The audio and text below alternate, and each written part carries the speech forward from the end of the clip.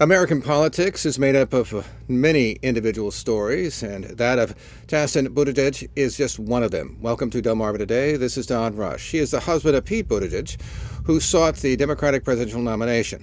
Pete was also the first openly gay candidate running for president of a major party. But for Chasten, it was not something he ever contemplated growing up in the Midwest. He's written a book called I Have Something to Tell You, a memoir, and we have him on the phone this morning. Welcome to the program.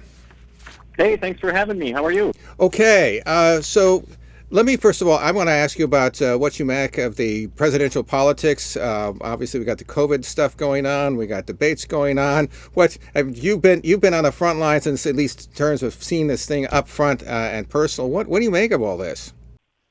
Well, it's becoming clearer and clearer to me, how easy this choice is. I know it can be a little frustrating for us to continue having these conversations, but I'm particularly thinking of the news that was coming out of the Supreme Court yesterday, and many conservatives already hinting that they would be very gleeful to overturn Obergefell, gay marriage, and roll back a lot of civil rights that we've already fought for. And that's just one issue that I think is so stark in contrast to what this president believes in. I think that the choice is very clear. Obviously, we have progress, democracy, unity going forward with Joe Biden, or we could go backwards with someone like Donald Trump and give him 4 more years to continue, dismantling the fabric of this nation. Well, you mentioned the Supreme Court. I mean, what do you make of the fact that we're going to have some 6 conservatives on the court? We could have more. What do you sense about the future then in terms of rights, not only gay rights, but civil rights in general? Well, it's terrifying, isn't it? I mean, the last 24 hours I've been twirling and staring at this wedding ring on my left hand, thinking about how fragile that right all of a sudden seems. I'm not a legal scholar, and I don't know all the implications of what can be done in the court. Obviously, we'd have to have a case elevated to the court, and I'm afraid of what that could mean for, these laws that they try to elevate with religious freedom, and how people are eager to use religion sort of as a cover-up to harm other people. And what we saw yesterday in the Supreme Court is we know we have 2 justices who are looking for backup. They're probably going to get it. They're very excited to take those rights away from people, and that's harmful. And I'd be lying if I said I wasn't a little scared.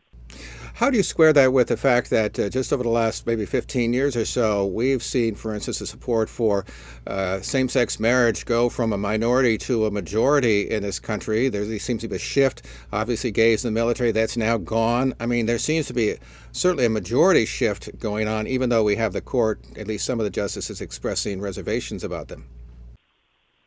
Well, this is the problem when people in power and people in positions of power, people who are in elected office, don't reflect the majority of the United States.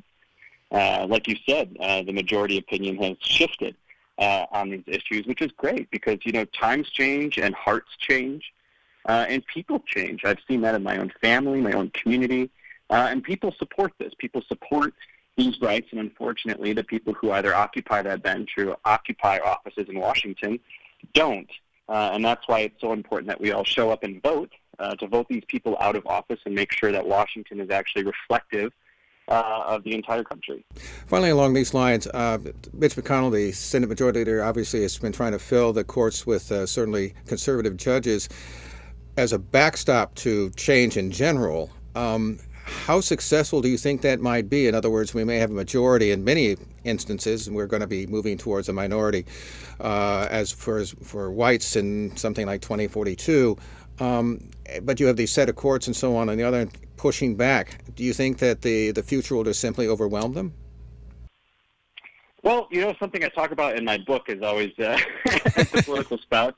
You're asked a lot of questions that sometimes you feel like you're unqualified to speak on. I mean, I hopefully think that not only will we win this fall, but it will be such a thumping. It will be such a thrashing to this twisted version of conservatism. We will send Trump's presidency, into the garbage bin, and it will remind, hopefully, most American people where we truly stand on these issues, that we denounce fascism, we denounce hate.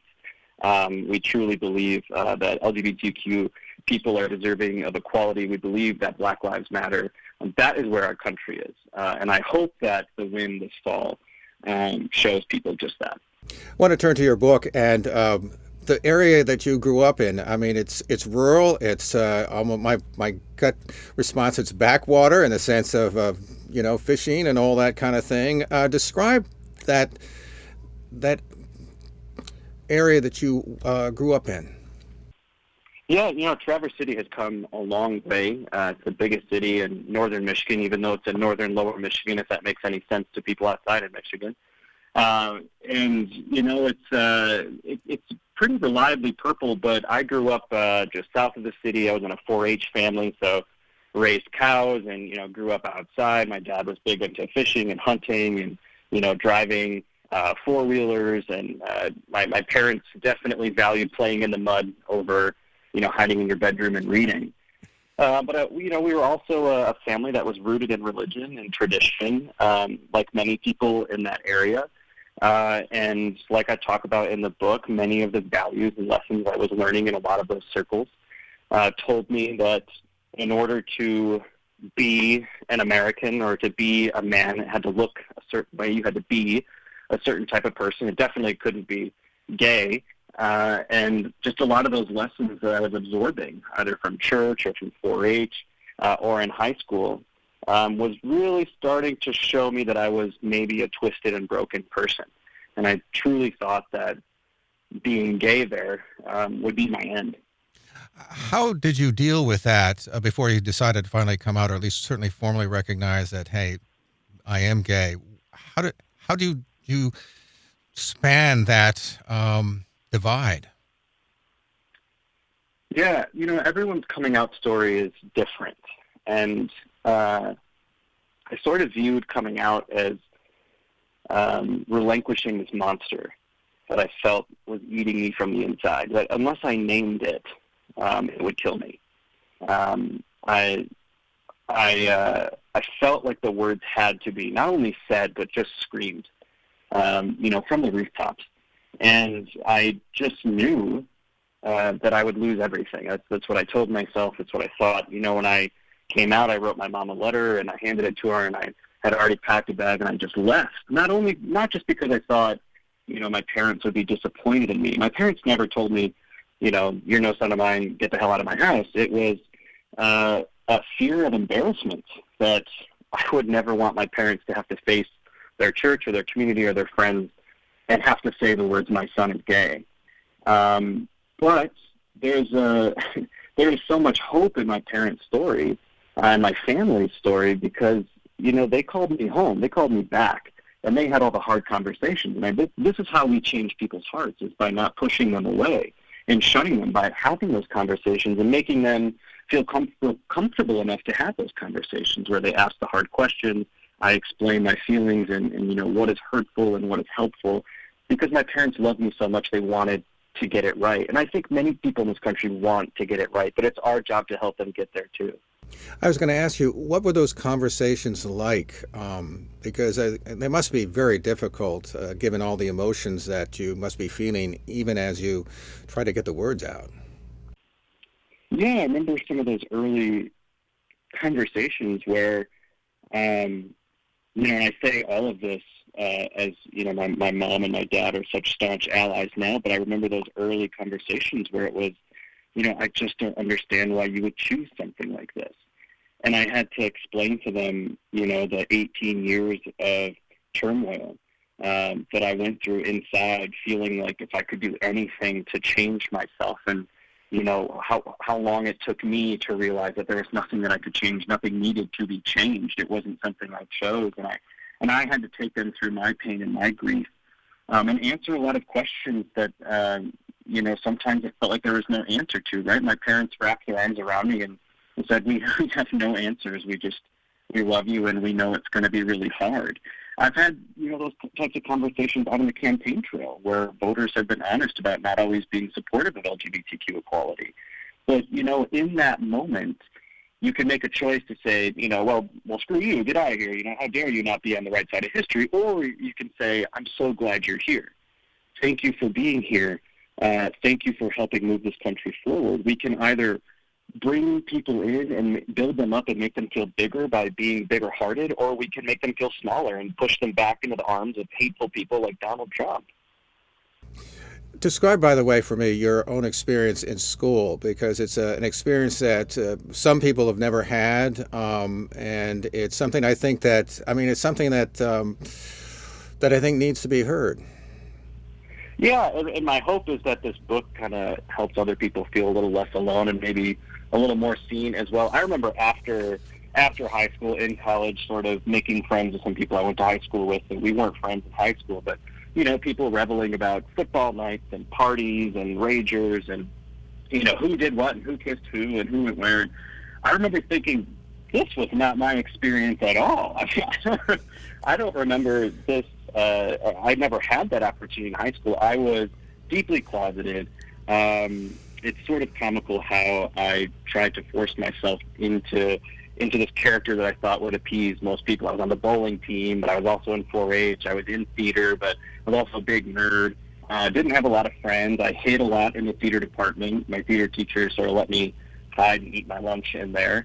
And for me, it was just going through the motions. I wanted to get out of there as fast as possible. And that's why when I found the scholarship program through my German teacher to study abroad in Germany, I looked at it as a golden ticket out of there, because I hated going to school every day. I was taunted and bullied. I didn't have many friends. And I really just, as someone who was starting to come into their own understanding of, their sexuality, felt like if anybody finds this out about me, if anybody knows the secret, then it could be the thing that kills me. So tell me about the German experience. You say it was not the moment that you found out that you were gay, but it certainly was transformative. Yeah, so I apply and I get this scholarship. It's a fully funded scholarship through the American and German governments. The only way I would have ever been able to afford something like that. And I had been studying German in high school, but I really just thought of it as a way to escape. And, I go to the other side of the world, and I make friends who affirm my identity and don't look at me as a freak. They make me feel comfortable enough talking about my own identity. I don't want to get too many things away from the book, but I like to say I work up the courage, but I think it's because, it's the first time I'd ever drank alcohol that I found the courage to kiss a boy, and it was just so transformative. And, life just seemed to open up to me, that there could be possibilities for me, that maybe I could find love, maybe I could be comfortable in my own skin, maybe I could find friendship and community. And it just built up my confidence, so much so that when I went home, I only lasted a few months until I came out. So how did you meet the mayor? I was living in Chicago at the time. I was substitute teaching. I was going to grad school. I was bartending. Not a lot of time for dating, but I was on a dating app called Hinge, and so was Peter. And another part-time job that I had in the summer was ushering exchange students around Chicago O'Hare, getting them on their flights to the host families, and I was killing time at a gate and matched with this cute guy from South Bend, Indiana. And we hit it off. We talked and FaceTimed for about a month until I worked up the courage to drive over to Indiana and go on a date. So what was it like finally seeing him in person and being engaged in a conversation and a real life experience, as it were? Yeah, he was so charming, for the month we were talking, and I was taken by his interest in everything that I was doing. I had been on a lot of bad dates. I think a lot of people can commiserate. You go on a date and this person doesn't really care about you. And he was asking so many questions about childhood and my home in Michigan and teaching. And I was so taken by that, wow, this person is really interested in me. And by the time I made it to South Bend, I felt like I'd already known him a little bit. And we went to the Irish pub and shared a pint, and I was smitten from the beginning. I mean, he's so cute. Do you think he was? What's that? Do you think he was smitten as well? I think so. He's cleverly, the beer's end, and we decide to get food, and then, the conversation hasn't ended, but the meal has, so he pulled some baseball tickets out of his pocket and said, well, we could walk down to the baseball game. And, we watched the baseball game, and we clearly weren't ready to end the date. So then we went for a walk along the river and checked out this beautiful light display that we have on the river in South Bend. And you could just tell, I didn't want the date to end. And I could tell that he didn't want it to either. Now, of course, you weren't just dating anybody. You were dating the mayor. What was that like? Yeah, so once we left the restaurant, I remembered, this guy's the mayor. I wonder if he'll be the same guy, out in public as he is, at a private booth in the pub. And he was. And I was so impressed with the way not only he handled the conversation, people interrupting and people wanting photos and people wanting to complain about their trash pickup or leaf pickup, but, how he so patiently listened and welcomed people into a conversation. And I write about in the book sort of some of the, ideas I had of who politicians were and what they cared about. And I was very impressed that he never seemed bothered, being so easily accessible to everybody and eager to help, too. It wasn't just, oh, sure, call somebody. He would pull out cards or he would connect them with the right office. And I thought, wow, this guy he does really care about the city. He clearly cares about people. And then, obviously, I moved to South Bend. I moved in. People start to get to know me. And then I realized I kind of have to be that person, too.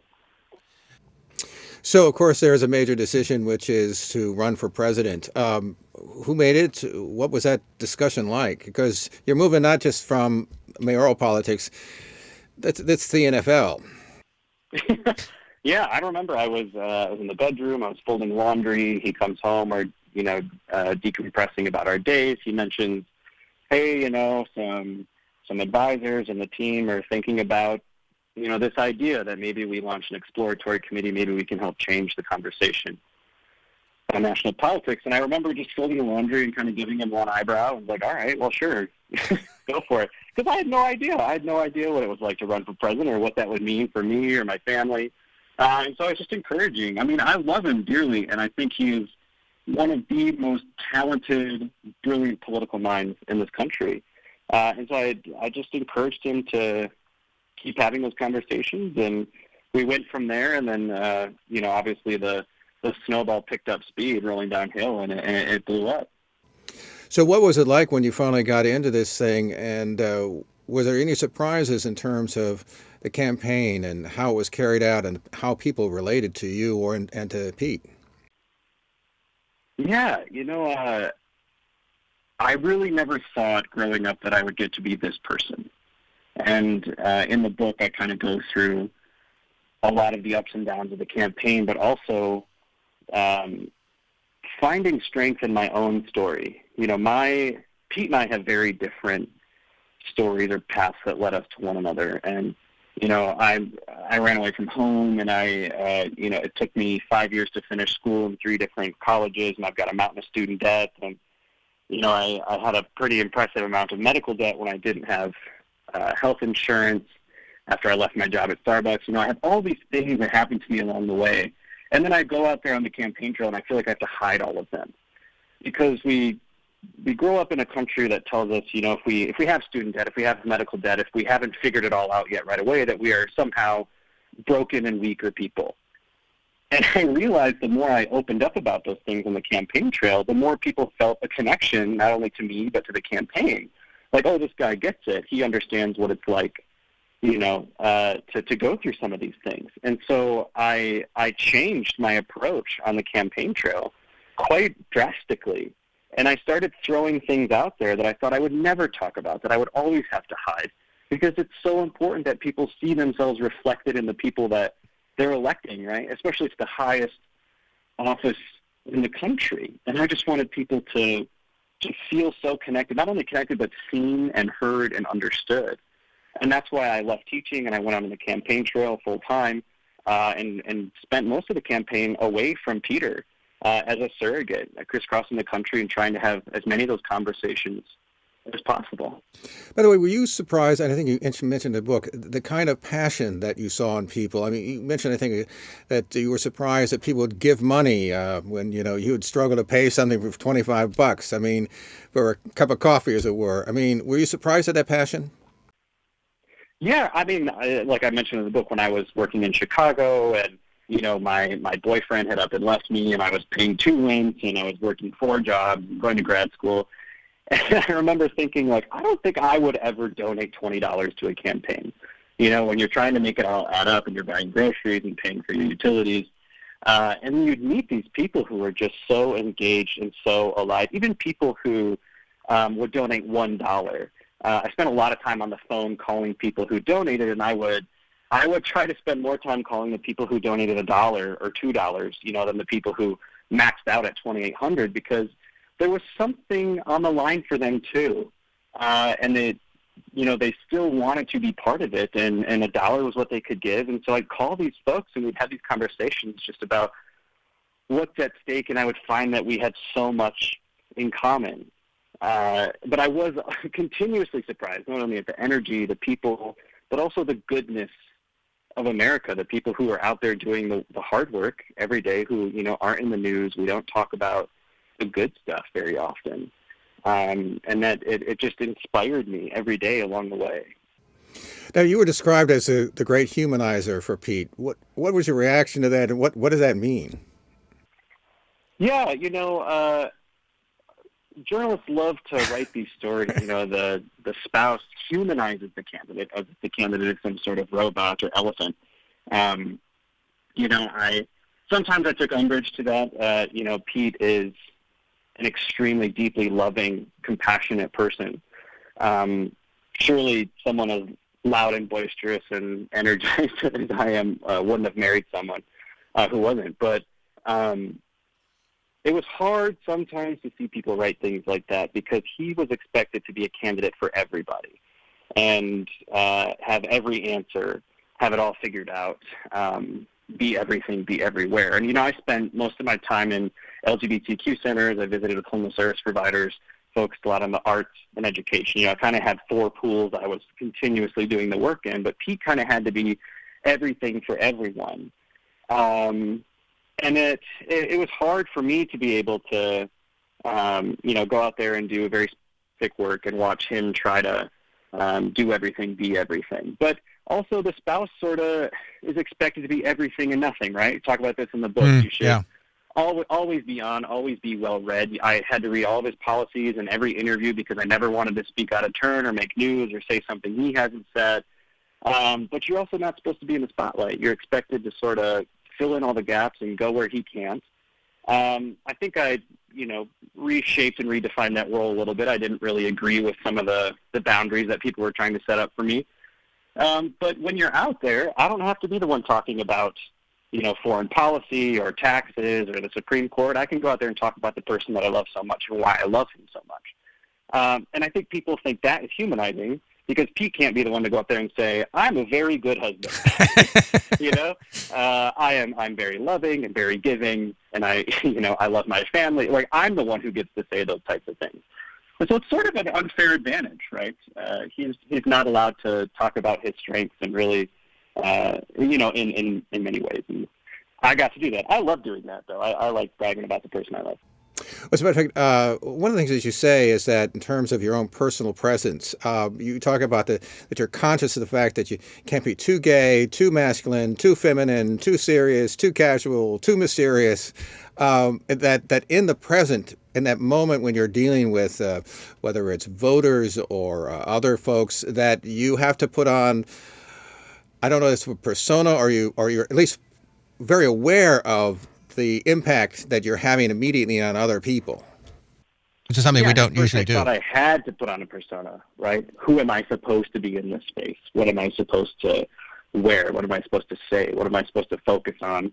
As a kid, I mean, we are, I think especially queer people, we have such oftentimes deep-seated homophobia ourselves, right? Am I too swishy? Is my list too pronounced?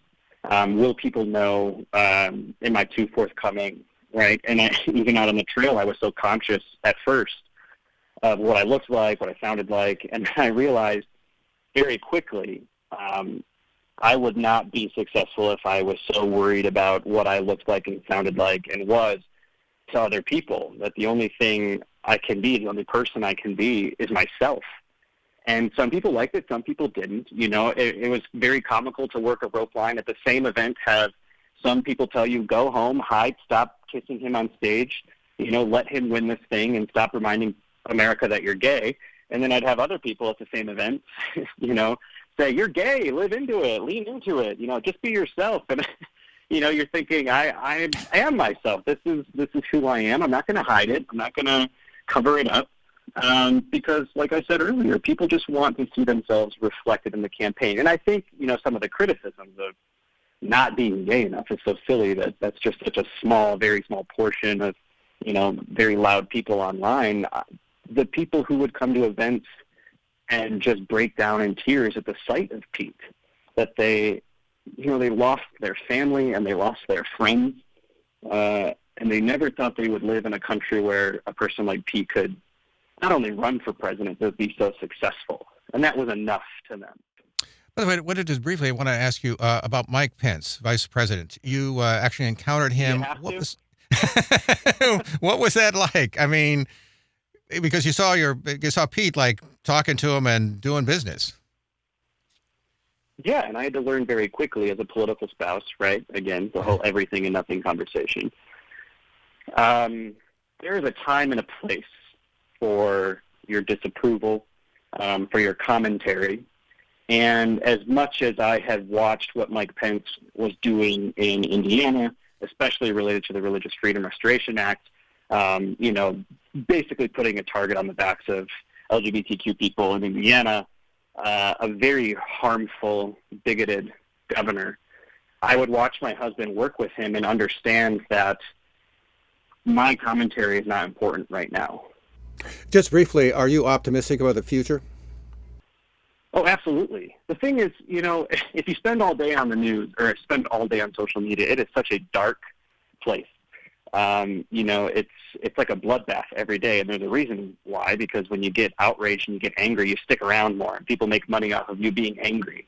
And when you're on the campaign trail and you're going through these towns where people are just doing the best work, I'm thinking of this woman in Iowa who was running an after-school theater program, but it was also, I think, maybe an underground LGBTQ club because it was like the only safe space for kids to go, you know. And there are people like her across the country who are spending their own money, you know, making space, giving time to people who need it. And I got to tour these places and meet with these people every single day. Our country is full of good, loving, forward-thinking, progressive people.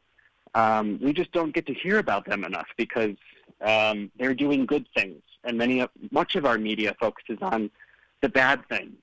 So I'm very optimistic about where this country can go, and it starts with, you know, restoring some empathy to the White House. That's why I'm very eager to elect Joe Biden and Kamala Harris this fall. You know, get a Secretary of Education there who actually believes in public education. You know, let's go. And we've got less than a month to go, so I hope everyone that's listening is registered to vote, has a plan to vote, and is having those conversations about what this country can look like going forward. We were speaking with Chasten Buttigieg. He has written a new memoir. It's I Have Something to Tell You, which is a memoir, and we appreciate you taking the time to talk with us this morning. Hey, thanks so much. I hope you stay well. This has been Delmarva Today. I'm Don Rush. Thanks for listening. Okay.